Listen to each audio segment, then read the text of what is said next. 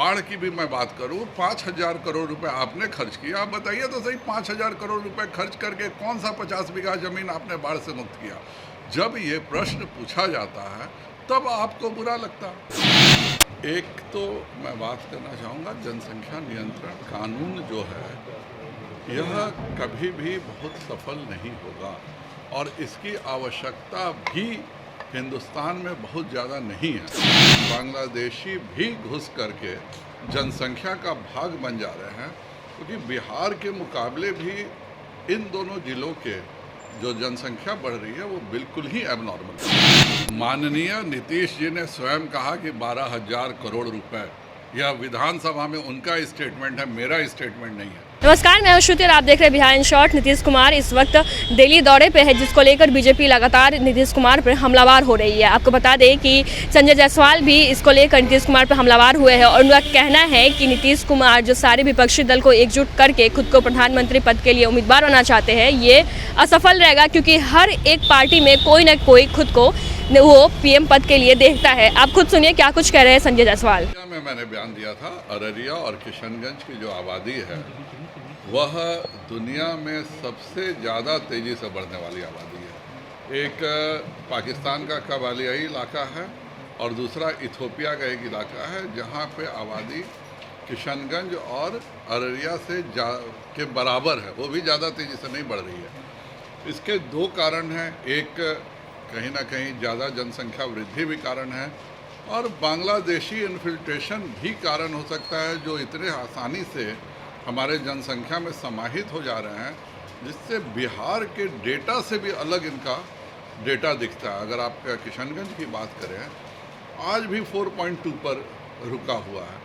हिंदुस्तान में किसी भी ज़िले की आबादी अगर आप लीजिएगा तो 2-3 जिलों को छोड़ दें तो आज किसी की आबादी 3 पर भी नहीं बढ़ रही है।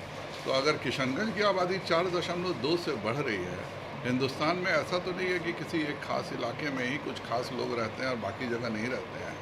तो इसका मतलब है, एक वहाँ पे जनसंख्या के बारे में थोड़ी भी संवेदनशीलता नहीं है और दूसरा कहीं ना कहीं बांग्लादेशी भी घुस करके जनसंख्या का भाग बन जा रहे हैं, क्योंकि बिहार के मुकाबले भी इन दोनों जिलों के जो जनसंख्या बढ़ रही है वो बिल्कुल ही एबनॉर्मल बढ़ रही है। लेकिन तो सर, जो आप आरोप लगा रहे थे, इसमें समाधान कैसे निकलेगा? आपकी भी तो, आप भी सरकार में थे कुछ दिन पहले थे। मैं आरोप नहीं लगा रहा हूँ, यह चीज़ें ठीक करने की, और मैं सरकार में था तो कब भारतीय जनता पार्टी ने इस मुद्दे को नहीं उठाया, ये आप बताइए। हमारा कौन सा मंत्री है सरकार में रहते हुए जिसने इस बात की चर्चा नहीं की हो? उस इलाके के नीरज सिंह बबलू मंत्री हैं, कौन ऐसा ओकेजन है जब उन्होंने जनसंख्या नियंत्रण पर और जनसंख्या स्थिरीकरण की बात नहीं की हो? सर, आपके विरोधी आरोप लगा रहे हैं कि अमित शाह जी का जो यहाँ पे रैली है, 2 रैली पुनी और किशनगंज का, उसके पहले जानबूझ के माहौल को खराब करने की तैयारी की जा रही है। मुझसे पत्रकारों ने सवाल पूछा जनसंख्या पर, तो क्या अगर पत्रकार मुझसे जनसंख्या पर सवाल पूछेंगे तो मैं मुँह बंद कर लूँगा? सवाल स्पेसिफिक था कि यहाँ पर जो जनसंख्या बढ़ रहा है उस पर आपका क्या कहना है।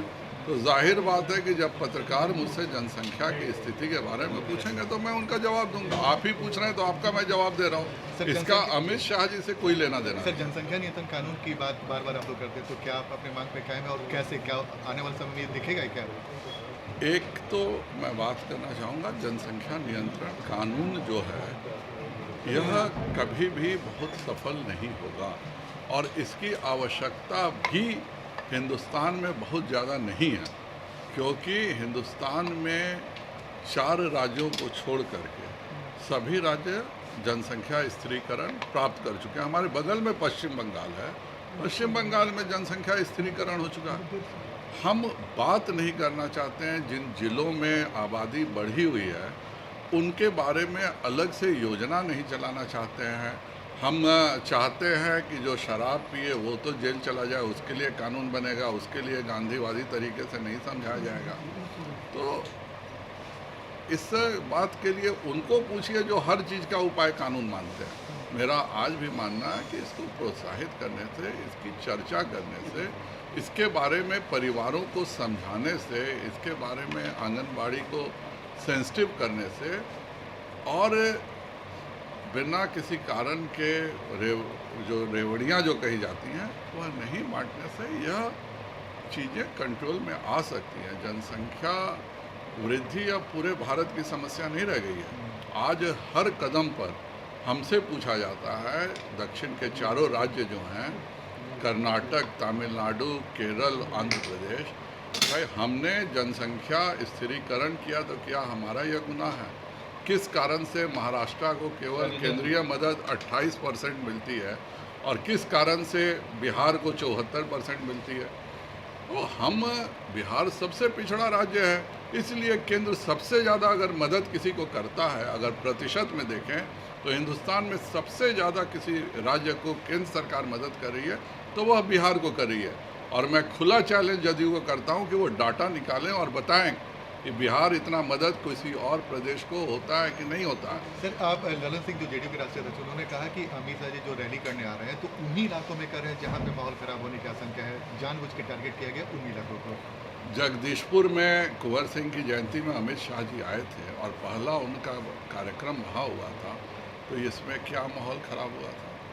दिक्कत क्या है कि अगर आपके दिमाग में केवल गलत विचार और गलत सोच हो और आपका दुख जो है वह सब लोग समझते हैं, तो उस दुख के कारण आपने इस पूरा सत्ता परिवर्तन किया है कि एक दुखी, दो दुखी व्यक्ति और एक सुखी व्यक्ति, क्योंकि वह जानते थे कि जब तक हम केंद्र में एनडीए से अलग नहीं होंगे प्रधानमंत्री के उम्मीदवार नहीं हो सकते हैं। बिहार में 40 फीट का पोस्टर लगाएंगे कि बिहार देखा है केंद्र देखेगा।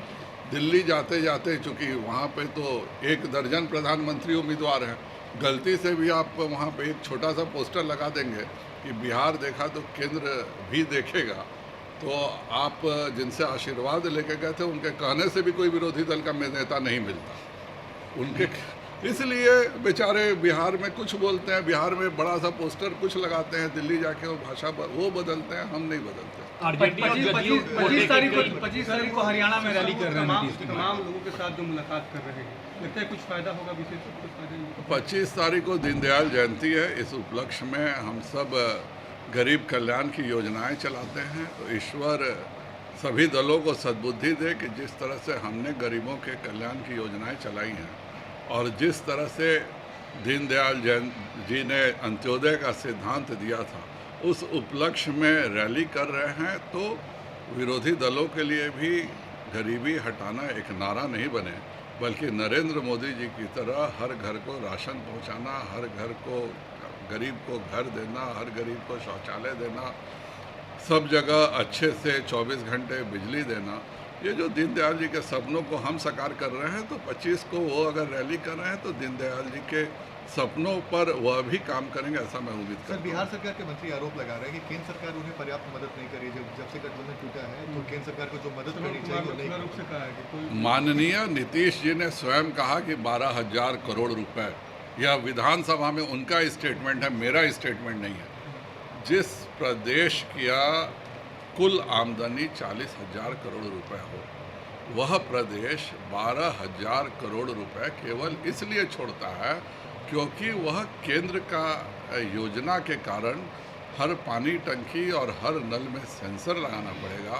तो आप चाहते हैं कि आपको राशि मिले, पर आप उसका क्या उपयोग कर रहे हैं इसका नहीं हो। बाढ़ की भी मैं बात करूं, 5,000 करोड़ रुपए आपने खर्च किया, आप बताइए तो सही, 5,000 करोड़ रुपए खर्च करके कौन सा 50 बीघा जमीन आपने बाढ़ से मुक्त किया? जब ये प्रश्न पूछा जाता है तब आपको बुरा लगता। तो आप सुने कि कैसे संजय जायसवाल कह रहे हैं कि ये जो लगातार नीतीश कुमार प्रयास कर रहे हैं सारे गुटों को एक साथ लाने के लिए, सारे विपक्षी दल को एक साथ लाके खुद को पीएम पद के लिए उम्मीदवार बनाने के लिए, वो असफल रहने वाले हैं, क्योंकि हर एक पार्टी में कोई ना कोई है जो खुद को पीएम पद के लिए देखता है। वहीं जो लगातार महागठबंधन की सरकार के द्वारा बीजेपी पे इल्ज़ाम लगाई जा रही है कि केंद्र के द्वारा जो बजट है, जो पैसे है, वो बिहार को कम मिल रहा है, इस पर भी संजय जायसवाल बोले हैं कि बिहार के विकास के लिए सबसे ज़्यादा केंद्र के द्वारा बिहार में पैसे भेजा जाता है, जो सबसे ज़्यादा पैसे दिए जाते हैं वो बिहार को दिए जाते हैं, वो बिहार के विकास के लिए। उनका कहना है कि अभी जो वो बाढ़ आया था उसमें भी जो केंद्र की सरकार है वो बिहार को 5,000 करोड़ रुपए दी थी। ऐसे में वो पूछे कि नीतीश कुमार इसका हिसाब दे कि वो पैसे कहाँ गए, और जो तमाम पैसे होते हैं वो सबसे ज़्यादा जो आते हैं वो बिहार के विकास के लिए आते हैं। तो ये कहना एकदम गलत होगा कि बिहार को अब केंद्र के द्वारा पैसे नहीं मिल रहे। तो आपको ये खबर कैसे लगी कमेंट कर जरूर बताएं। वीडियो यूट्यूब पर देखें, चैनल सब्सक्राइब करें, फेसबुक देख रहे पेज को लाइक करें, और ऐसी ही तमाम खबरें सबसे पहले अपने तक पाने के लिए नीचे दिए गए नंबर पर मैसेज करें। धन्यवाद।